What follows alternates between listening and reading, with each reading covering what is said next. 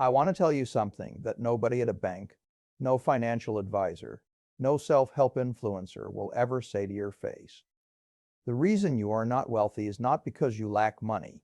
The reason you are not wealthy is because you are afraid. And fear, my friend, is not free. Fear has a price. It compounds. It charges interest. Every year you stay afraid, the bill gets bigger. Every year you avoid the decision. Every year you stay in the safe lane. Every year you say, not yet, maybe later, it is too risky. The fear tax accumulates in your account, not in your bank account. In the account that matters most, your future. I have spent my entire life studying money. Not just the mechanics of it, not just the mechanics of it, but the psychology of it. And after 90 years on this earth, after watching fortunes built and fortunes lost, after sitting across the table from presidents and paupers, I have arrived at one conclusion that I believe with everything I have. The primary enemy of wealth is not poverty. It is not bad luck. It is not the economy. It is not your zip code or your last name or the school you attended. The primary enemy of wealth is fear. Specifically, it is the invisible, silent, culturally enforced fear of money itself. The fear of having it. The fear of losing it. The fear of being judged for wanting it. The fear of making a wrong move. The fear of looking foolish. The fear of trying and failing. The fear of standing out from the people you grew up with. We do not talk about this fear. It lives beneath the surface. It disguises itself as wisdom. It disguises itself as caution. It disguises itself as humility. But it is not wisdom. It is not caution. It is not humility. It is a prison. And the worst prisons are the ones where the prisoner does not know they are locked up. Today I want to walk you through the architecture of this prison. I want to show you where the walls are, how they were built, and most importantly, where the door is. Because there is always a door. Let us begin with a simple concept that will change the way you see every financial decision you have ever made. Every act of avoidance has a cost. When you avoid investing because you are afraid of losing money, that avoidance has a cost. When you avoid starting a business because you are afraid of failure, that avoidance has a cost. When you avoid negotiating your salary because you are afraid of being told no, that avoidance has a cost. When you keep your savings in a checking account because moving it feels risky, that avoidance has a cost.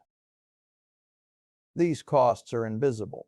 They do not show up on your bank statement. Nobody sends you a bill. But they are real. They accumulate in the dark, quietly, while you are busy being safe. I call this the fear tax. The fear tax is the compound cost of decisions not made, risks not taken, and opportunities not seized because of fear. And it is the most expensive tax that exists. It is far more expensive than income tax.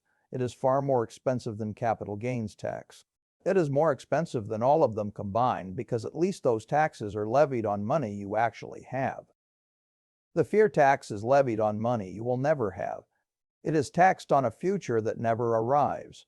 Let me give you a concrete example. In 1965, the S&P 500 was priced around 90 points.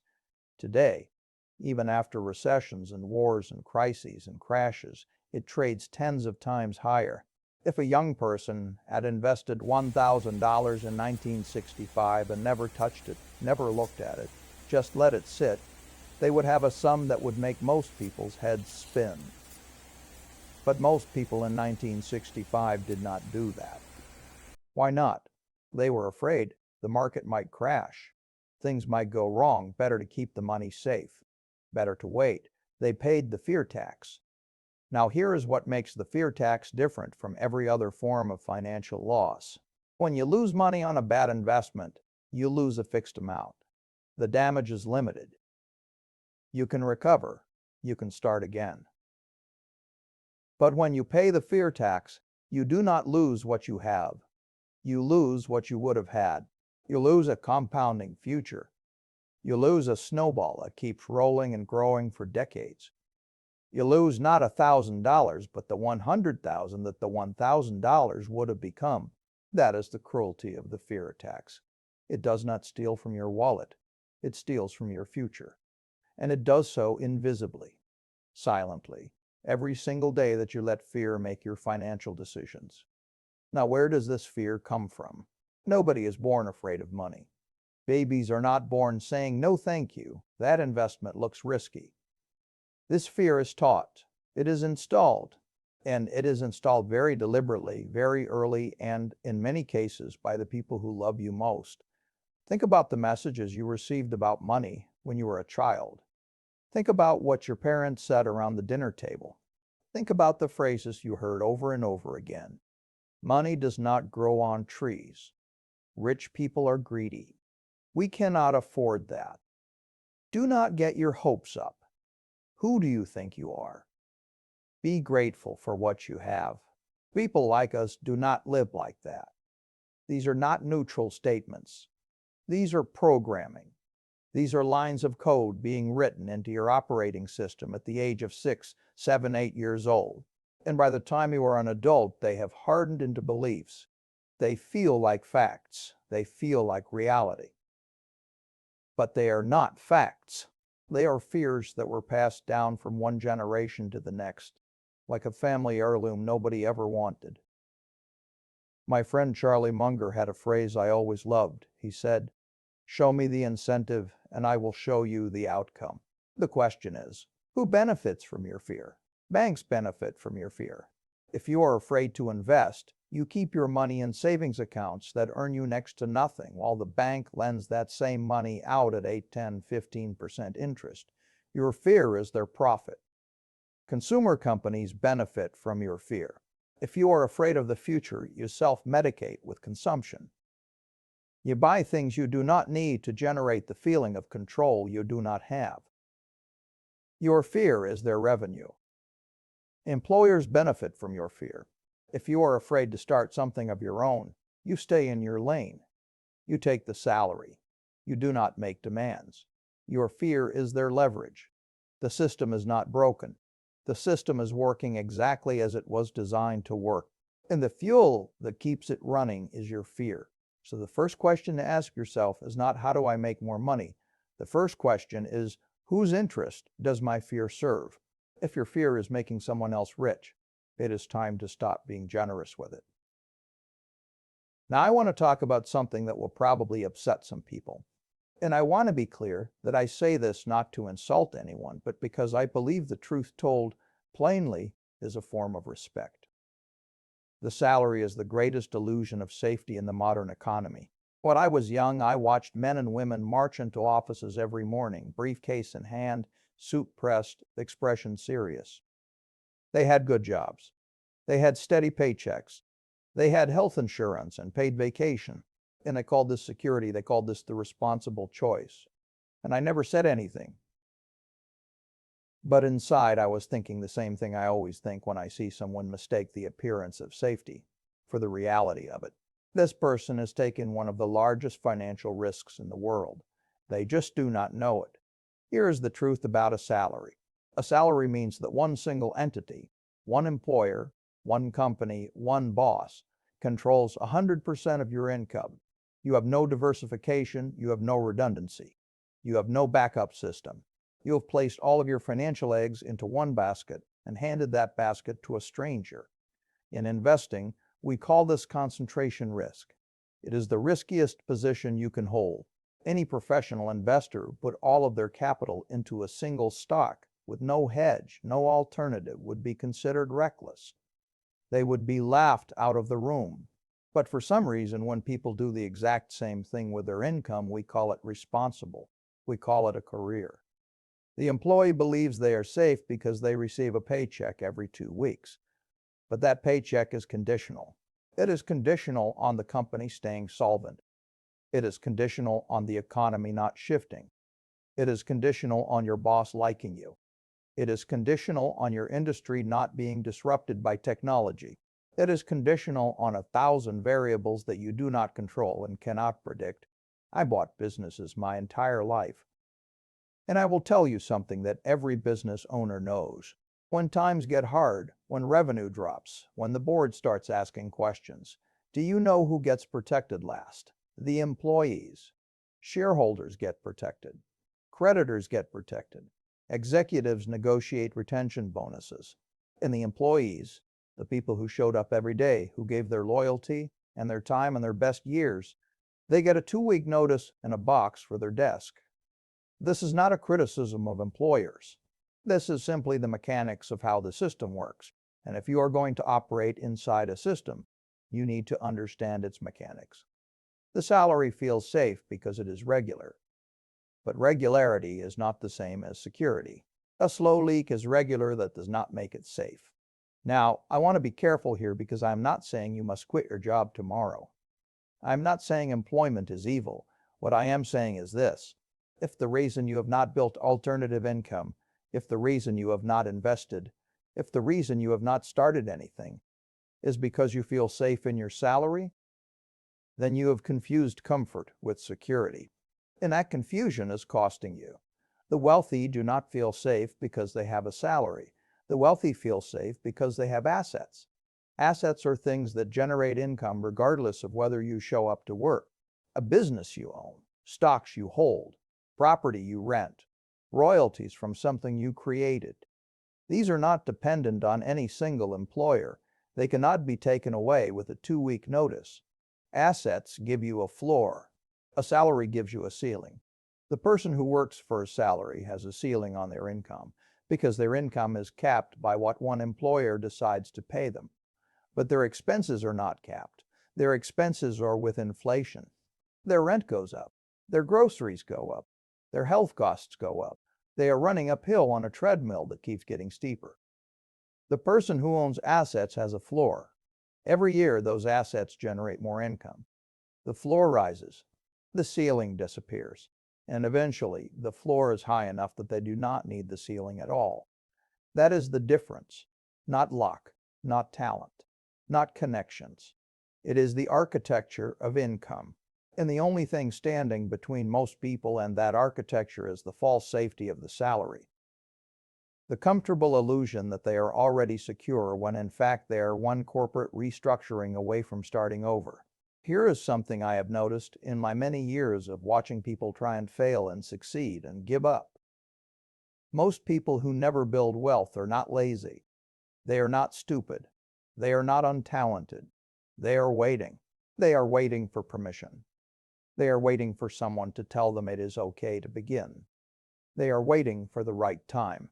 They are waiting until the economy is more stable, until interest rates come down, until the children are older, until they pay off the car, until they have more savings, until they know more, until they feel more confident, until conditions are perfect. They are waiting for a permission slip that is never going to come. I call this the permission loop. It is a cycle of delayed action justified by the endless pursuit of readiness.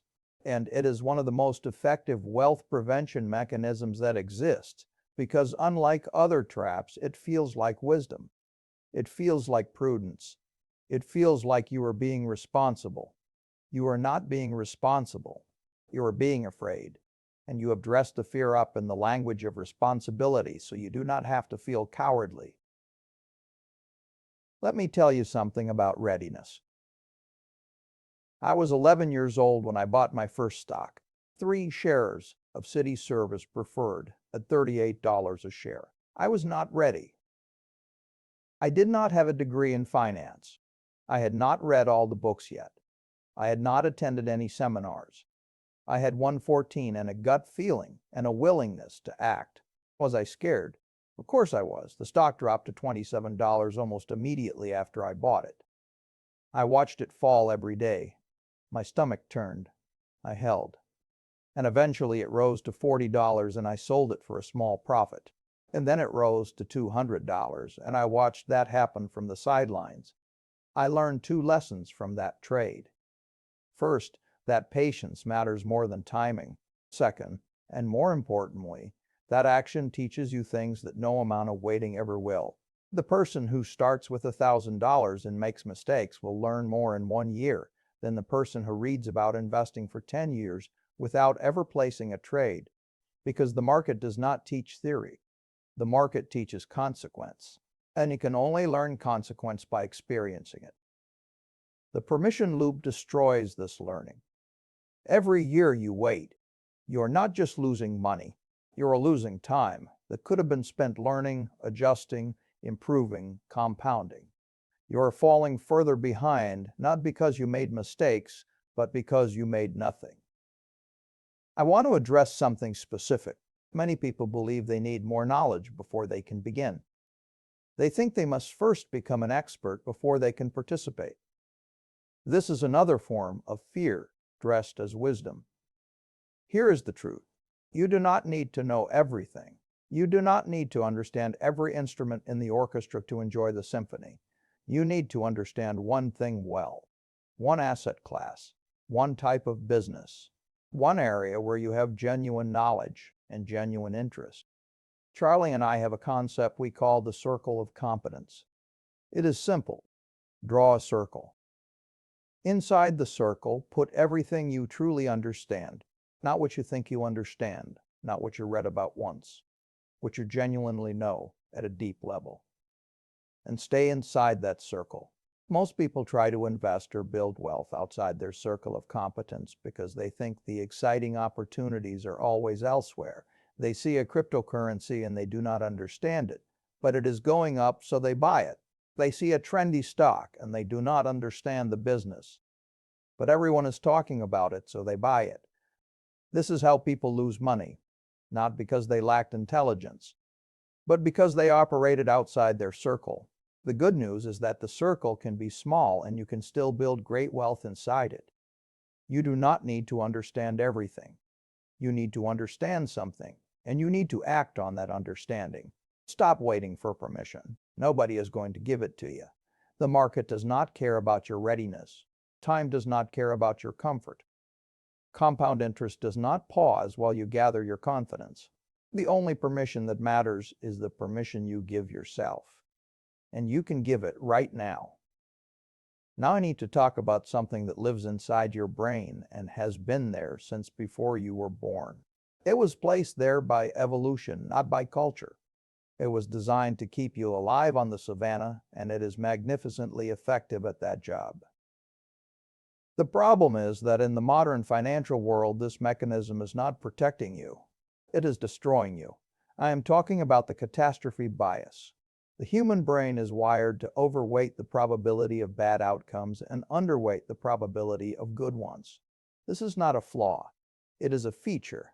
If you were a primitive human and you had to choose between investigating a strange sound in the bushes or running away from it, the one who ran away survived to have children. The one who investigated was sometimes eaten. So we are all descended from the runners. We are all descended from the people who assumed the worst, who saw danger everywhere, who treated every uncertainty as a potential catastrophe. This was extraordinarily useful for 100,000 years of human evolution. But then something changed. We built cities, we built markets, we built financial systems where the asymmetry works in reverse. In the financial world, the greatest risks are not the ones that look scary.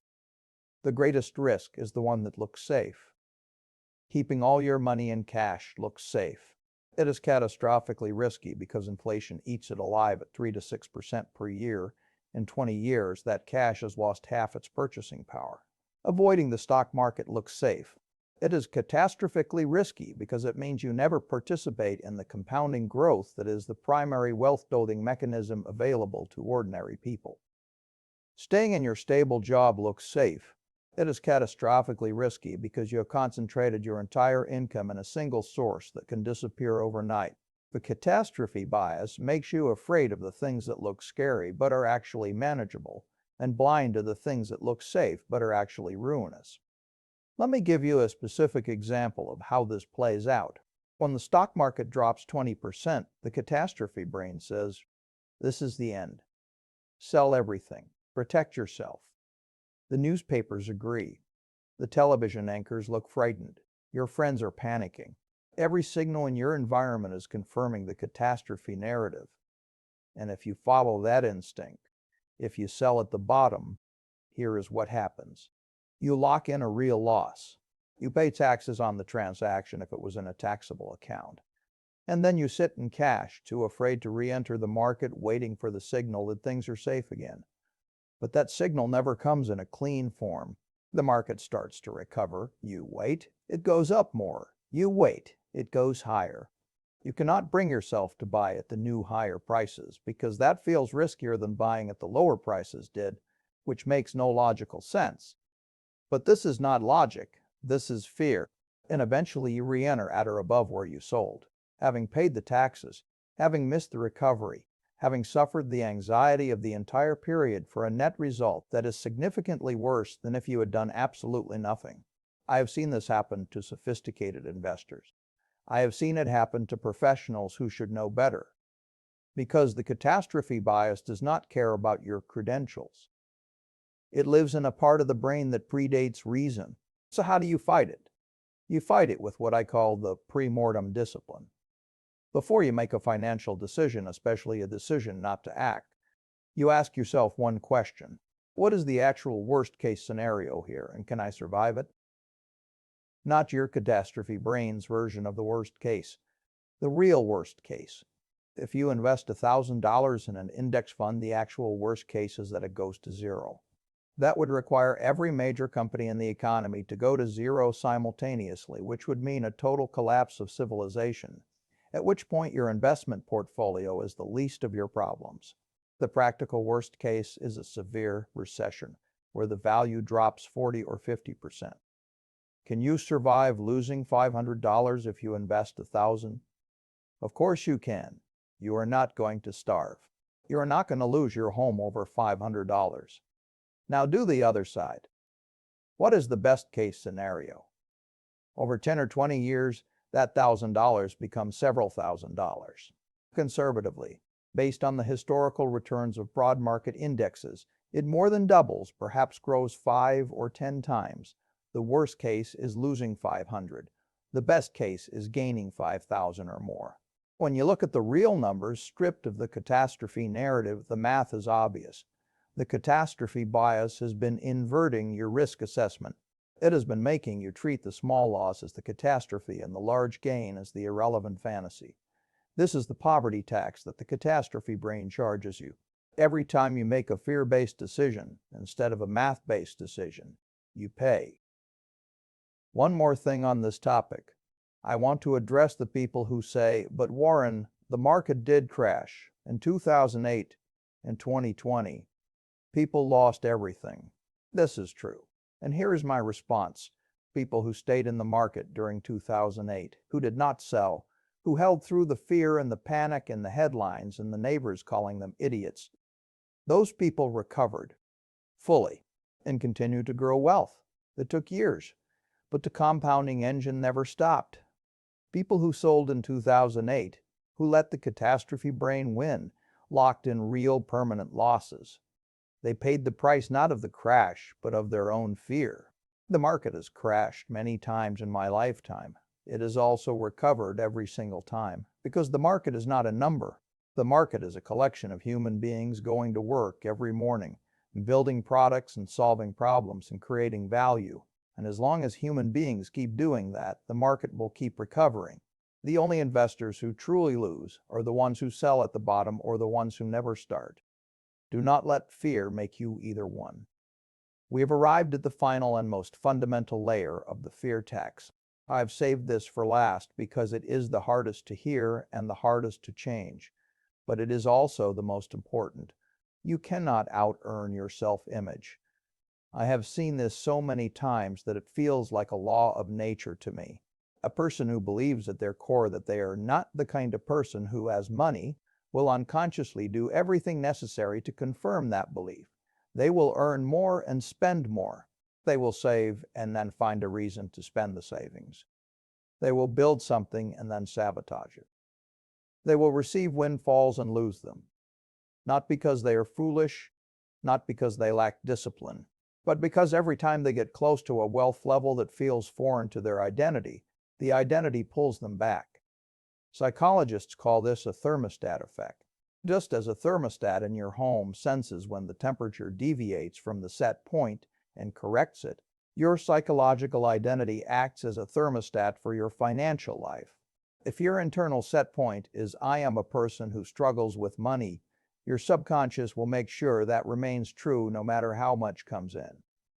The evidence for this is everywhere. Look at lottery winners. Study after study shows that lottery winners return to approximately their original level of wealth within a few years of receiving their windfall. Millions of dollars evaporate, not to theft, not to fraud, but to decisions that make perfect sense to someone whose identity is built around a lower financial set point. Look at professional athletes and entertainers who earn extraordinary sums in a short period and then find themselves broke within a decade of retiring. It is not because they were unintelligent. It is because nobody helped them update their identity to match their income. The money arrived, but the thermostat never changed. I was born in 1930. My father was a stockbroker and later a congressman. I grew up in a household that was comfortable but not wealthy. But very early, I developed an identity around money that was different from most people I knew. I did not see myself as someone who earned wages. I saw myself as someone who owned things. Even as a small boy, I thought about owning things. I sold chewing gum door to door. I delivered newspapers and owned my paper route. I filed taxes at 13 and deducted my bicycle as a business expense. These were not just acts of entrepreneurship. They were declarations of identity. I was not practicing to be a person of wealth. I was already being one at a very small scale with the resources I had. The scale does not matter when you are calibrating the identity. You can be a person who owns assets at any income level. You can make the investor's decision, the owner's decision, the builder's decision with $100 just as legitimately as with $100 million. The amount is irrelevant to the identity. What matters is the orientation. So the question is, how do you change the thermostat? 3 ways. First, you change your language. The words you use to describe your financial life are not just reflections of your reality. They shape your reality. There is a profound difference between saying, "I cannot afford that," and saying, "I am choosing not to spend on that right now." The first is a statement of helplessness. The second is a statement of agency. One comes from a scarcity identity. The other comes from a building identity. This is not positive thinking nonsense. This is about recognizing that language shapes cognition. The way you talk about money signals to your brain how to categorize information. When you say, "I am terrible with money," your brain treats that as an instruction. It finds evidence to confirm it. It filters out contrary evidence. It becomes a self-fulfilling prophecy. So stop using the language of financial victimhood. Not because pretending will make you rich, but because the language of victims produces the decisions of victims. Second, you change your associations. I have talked about the crab bucket effect in other conversations. It is a phenomenon where crabs in a bucket will pull down any crab that tries to escape. The crab that reaches for the top gets dragged back. The group enforces conformity. Human social groups do this with money. If you are surrounded by people whose identity is built around financial struggle, any attempt you make to change your financial identity will be met with resistance. They will not necessarily do it consciously. They may love you genuinely, but they will feel threatened by your change because it implicitly challenges their own choices. So they will question your decisions. They will call you arrogant. They will warn you about risk. They will tell you stories about people who tried and failed. I am not saying abandon everyone you love. I am saying understand the dynamics, build relationships with people whose financial identity reflects the one you are trying to develop.